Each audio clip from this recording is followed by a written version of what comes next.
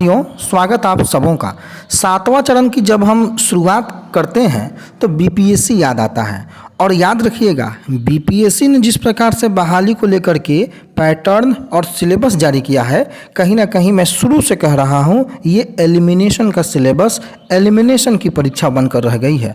और देखिए, जब इस पर दबाव बनना शुरू हुआ, तमाम लोग जो कि सत्ता में हैं या फिर विपक्ष में हैं, जब उन सबों का दबाव शिक्षक और शिक्षक अभ्यर्थियों के साथ पड़ने लगा तो सरकार जो है वो भारी दबाव में आ गई और अब संशोधन होने लगा।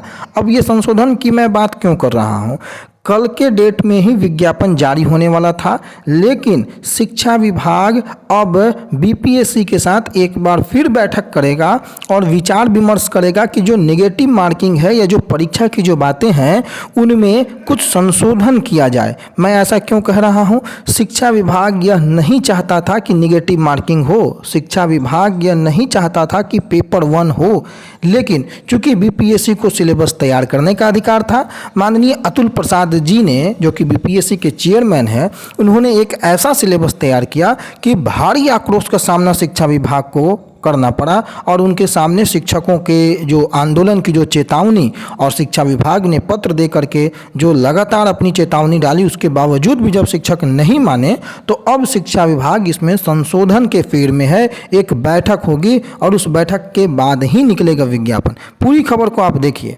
अब देखिए कि 1,78,000 शिक्षकों की नियुक्ति की वैकेंसी जो है अब अगले सप्ताह, यानी कि एक सप्ताह जो है ये डिले हो गई, जो कि कल के डेट में सारी तैयारियां पूरी हो चुकी थी। कल वैकेंसी हर हाल में आ जानी थी और वह एक सप्ताह डिले हो गई। क्यों हो गई? क्योंकि शैक्षणिक योग्यता, उम्र और पैटर्न पर शिक्षा विभाग से एक और विमर्श करेगा बीपीएससी। लगातार कट ऑफ डेट को लेकर के विवाद, लगातार शैक्षणिक योग्यता को लेकर के विवाद, लगातार सिलेबस के परीक्षा पैटर्न को लेकर के विवाद, और उन सब के बीच बीपीएससी की निगेटिव मार्किंग के पक्ष में शिक्षा विभाग का नहीं होना यह दर्शाता है कि आखिर शिक्षा विभाग के जो मंशा है या शिक्षा विभाग के जो नियम कानून है, क्या बीपीएससी उसके अगेंस्ट जाकर के ये प्रक्रियाएं कर रही हैं? तो क्या ब्यूरोक्रेट्स जो हैं वो मंत्रालय से भी ऊपर हो गए हैं? यह सवाल है।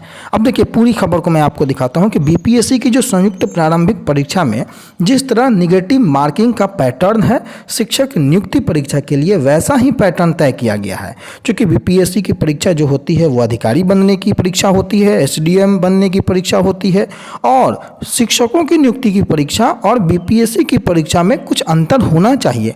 लेकिन चूंकि सारा पैटर्न जो है वो बीपीएससी की भांति हो गया, शिक्षा विभाग नेगेटिव मार्किंग के पक्ष में भी नहीं था। अभी बीपीएससी 2 घंटे में 150 वस्तुनिष्ठ परीक्षा रखने के पक्ष में है, जबकि शिक्षा विभाग 2 घंटे में मात्र 100 वस्तुनिष्ठ परीक्षा ही रखने के पक्ष में था।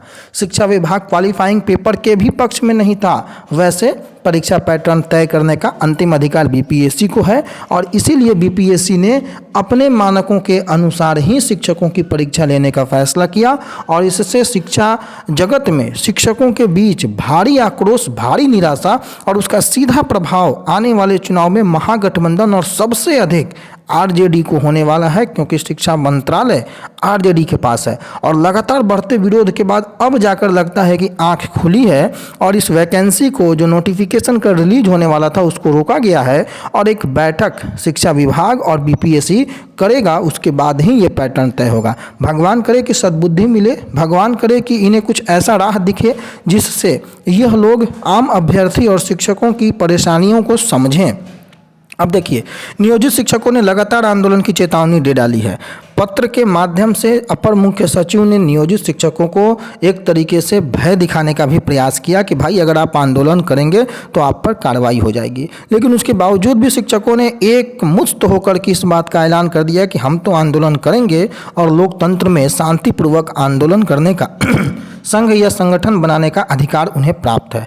अब सरकार दबाव में आ गई और नियोजित शिक्षकों के परीक्षा के अंकों में छूट की बात होने लगी।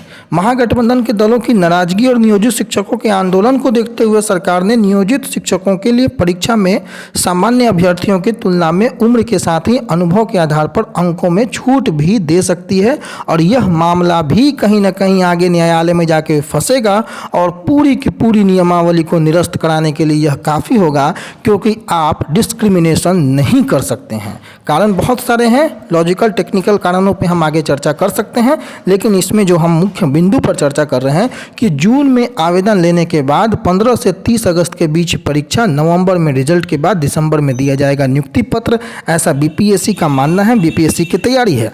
लेकिन क्या शांतिपूर्वक और अच्छे ढंग से ये परीक्षा कंफर्म हो जाएगी?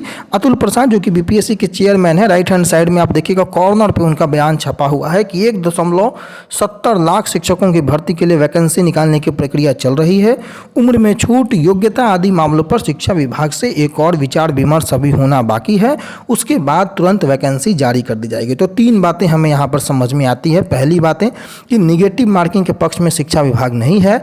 दूसरी बात है कि भाई पेपर 1 जो है उस पेपर 1 को हटा दिया जाए, ये शिक्षा विभाग का मानना है अखबारों के अनुसार। और तीसरी बात है कि भाई जो 150 अंकों की आपने परीक्षा 2 घंटे में ली है, उस 150 अंकों को हटा करके 100 अंक की परीक्षा ली जाए और बगैर नेगेटिव मार्किंग के ली जाए। ये 3 महत्वपूर्ण बिंदु हैं जिस पर शिक्षा विभाग अपनी मंशा जाहिर कर रहा है, लेकिन ये अखबारों के माध्यम से है। अंदरूनी क्या खबरें हैं ये किसी को नहीं पता है, अखबारों ने जो प्रकाशित किया है वो यही है।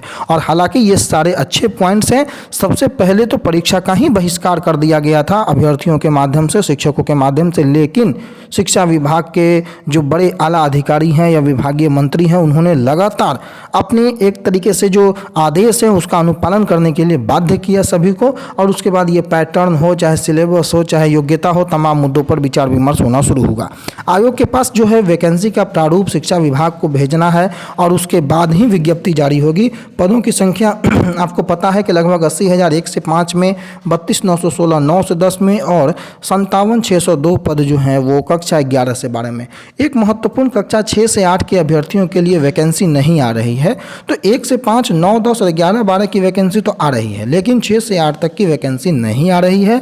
और इसको लेकर के शिक्षा विभाग ने मात्र 1745 पद रखा था।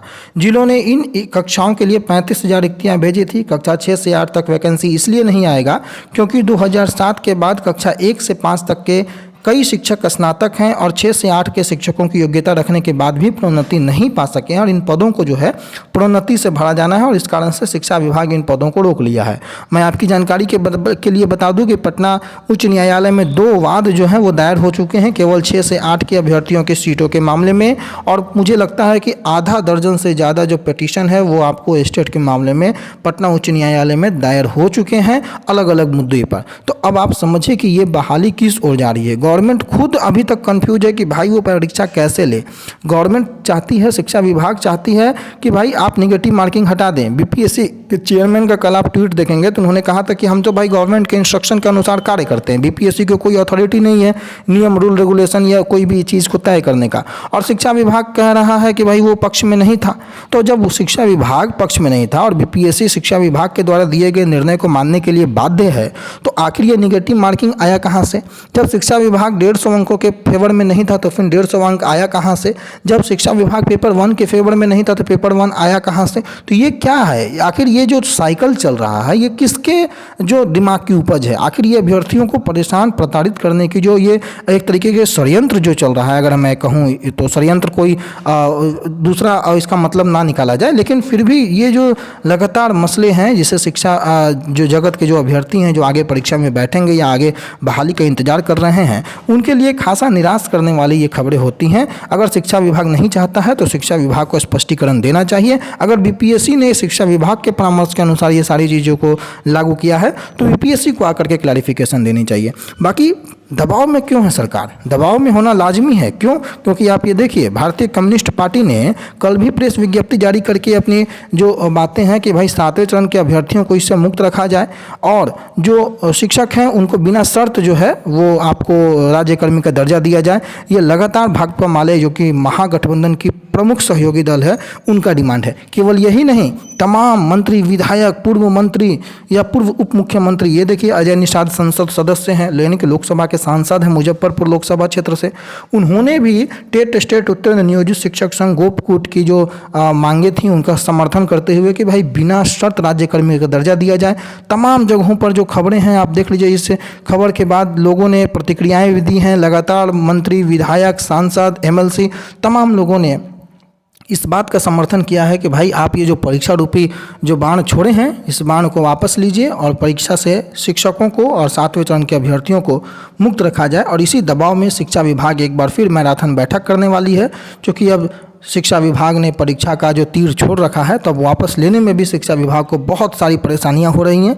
लेकिन अंतोगत्वा दबाव में शिक्षा विभाग जरूर है। ये दबाव बनाए रखिए, लोकतांत्रिक तरीके से लगातार दबाव बनाए रखिए। शिक्षा विभाग जल्द संशोधन करेगा, आप सबों के सामने वो संशोधन दिखेगा, और जिस रूप में दिखेगा उस रूप में आपको कबूल होगा या नहीं होगा, यह आप पर डिपेंड करता है। फिलहाल के लिए इतना ही, धन्यवाद।